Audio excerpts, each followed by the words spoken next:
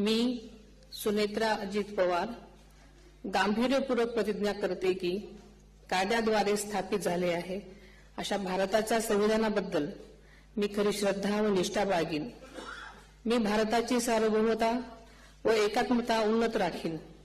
मी महाराष्ट्र राज्याची उपमुख्यमंत्री म्हणून माझी कामे निष्ठापूर्वक व ससद्विवेक बुद्धीने पार पाडेन आणि संविधान व कायदा यानुसार सर्व तऱ्हेच्या लोकांना मी गांभीर्यपणे व निपक्षपातीपणे तसेच कोणाच्याही विषयी ममत्वभाव किंवा आकस न बाळगता न्याय वागणूक देईन।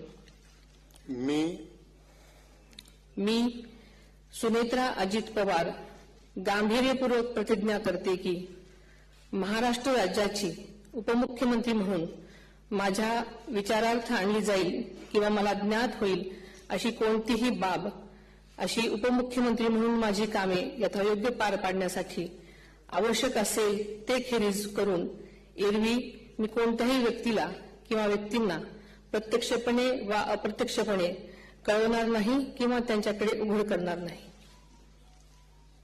धन्यवाद।